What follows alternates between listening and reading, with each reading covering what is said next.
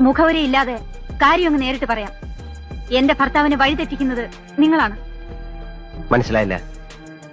സ്റ്റെല്ലയുമായുള്ള ഡികെയുടെ ബന്ധത്തിന് നെട്ടൂരാൻ കൂട്ടു നിൽക്കരുത്. അത് പറയാനാ ഞാൻ വിളിപ്പിച്ചത്. എന്റെ മുമ്പിൽ നിൽക്കുന്നത് ഹോം മിനിസ്റ്റർ സേതുലക്ഷ്മിയാണോ അതോ സഖാവ് സേതു ആണോ? എങ്ങനെ വേണമെങ്കിലും എടുക്കാം.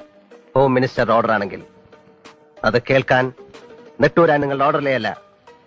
സഖാവ് സേതുവിനെ കേൾക്കാനാണെങ്കിൽ ഒരു പഴയ സഖാവായ എനിക്ക് ചിലത് പറയാനുണ്ട്.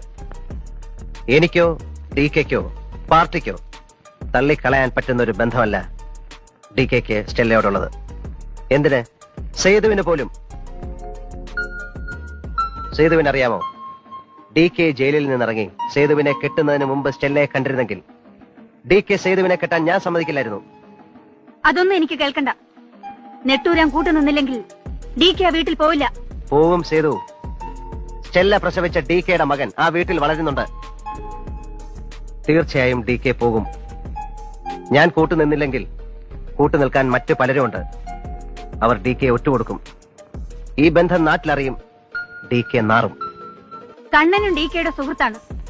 ഡികെയുടെ പോക്ക് ശരിയല്ലെന്ന് എന്നോട് വന്ന് പറയാൻ കണ്ണന് തോന്നിയല്ലോ. എന്നെയും കണ്ണനെയും ഒരുപോലെ കാണുന്നത് സേതുവിന്റെ കാഴ്ചയ്ക്ക് എന്തോ കുഴപ്പമുള്ളതുകൊണ്ടാണ്. എന്റെ കാഴ്ചയ്ക്ക് ഒരു കുഴപ്പമില്ല.